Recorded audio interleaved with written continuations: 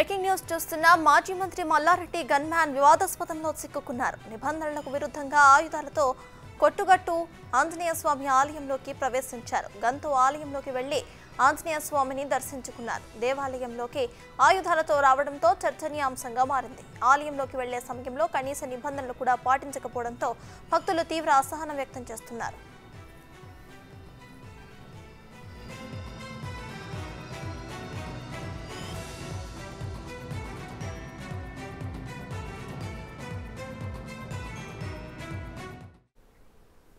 మాజీ మంత్రి మల్లారెడ్డి గన్మ్యాన్ వివాదాస్పదంలో చిక్కుకున్నారు. దీనికి సంబంధించిన పూర్తి అప్డేట్స్ ను మా ప్రతినిధి శ్రీనివాస్ అందిస్తారు. శ్రీనివాస్, చెప్పండి, నిబంధనలకు విరుద్ధంగా ఆయుధాలతో కొండగట్టు ఆంజనేయ స్వామి ఆలయంలోకి అయితే గన్మ్యాన్ ప్రవేశించినట్టు తెలుస్తోంది. ఆ ఫోటోస్ కూడా వైరల్ అవుతున్నాయి. సో ప్రెసెంట్ దీనిపై మీ దగ్గర ఉన్న అప్డేట్స్ ఏంటి?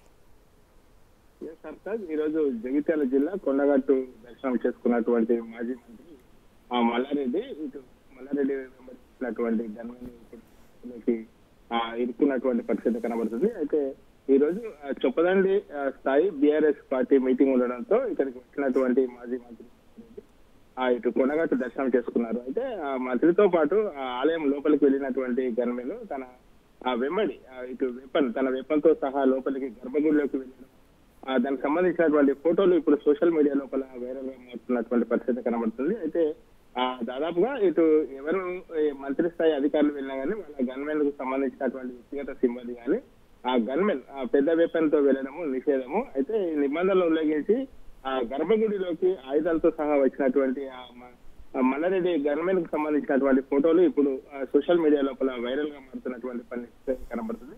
అదే కనీస నిబంధనలు కూడా పాటించలేదు అని చెప్పి ఇప్పుడు కొండగట్టు అంజన్న భక్తులు అయితే ఆగ్రహం వ్యక్తం చేస్తున్నటువంటి పరిస్థితి కనబడుతుంది. సర్తాజ్ మనకు. Right, thank you Srinivas.